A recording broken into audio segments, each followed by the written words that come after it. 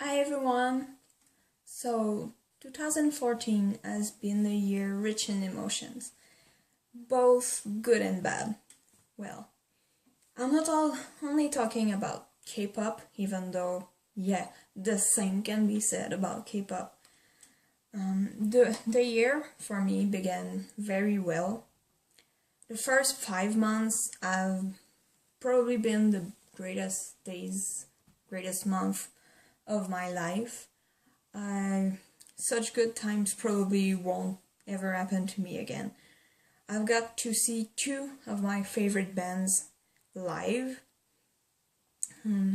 I've got to see a little bit of New York, and I've got to go to freaking Japan and South Korea. There I've met some of the greatest people, not only from Japan, but from all around the world. And some of them became some of my very, very close friends. And I miss them so much. Who am I kidding? I even miss some of the people I've spoken only once or twice because they were so freaking nice.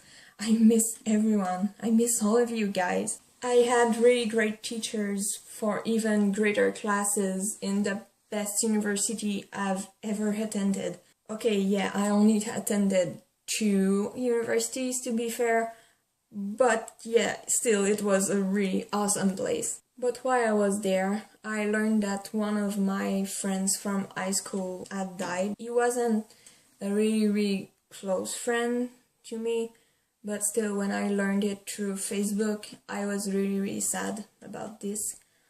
And what I didn't know is that he was only the first to leave this world this year.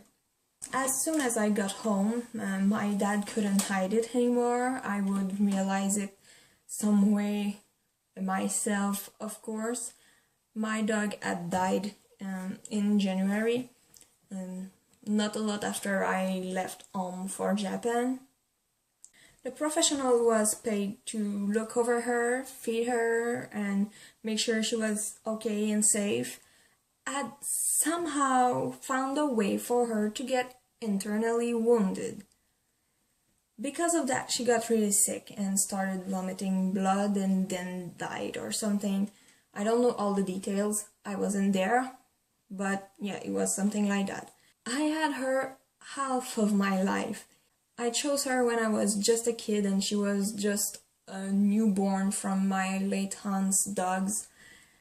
And I named her Candy even before my parents decided to buy her for me, and even before she was mine, I named her Candy, and now I won't ever see her again. Later, last summer, there was a car crash. In it were 2 of my friends. One of them died on the spot. I've known him since we were kids. We used to live in the house next to each other. Since we were in a small village, next to each other didn't really mean close. We were like a 4-minute walk or something between our houses. But still, we went to elementary school together and we took the bus to go to the city high school before I moved to the city. The other was in a critical state and was taken to a hospital where they attempted to save him for days, and where he stayed in a critical state for days, and then he passed away. I've met him in my first high school year. He was in my classes, all of my classes, for 2 years. And for the first year, he was one of the 4 boys in my class. He was such a freaking good person. He read a comic book I've made in elementary school, and it was a really bad comic. But still, he asked for more. I promised him to write at least another one, but when you're 12, you make a lot of promises that you don't really keep. And I never got to finish my comic book for him to read, and I know I will never be able to. Even if I keep my promise and finish the book, he won't be able to read it anymore. So yeah, that's something that that's a burden that I have since his death.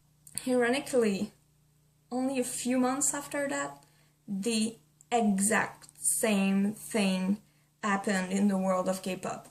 I'm not kidding. If you haven't heard, or if you just don't care about K-pop, which I wouldn't understand what you're doing on my channel, but whatever, the girls band Ladies Code had a car crash, killing Eunbi on the spot and leaving Rise and Sojin in a critical state. And after days in critical state at the hospital, Rise has passed away too. It's the same thing. So this video is for all of them. To those 3 men that I knew for years, to my dog that I knew for half of my life, to Ladies Code's late members, and for all the dead that happened in your life too. You all were too young to die. May you all rest in peace.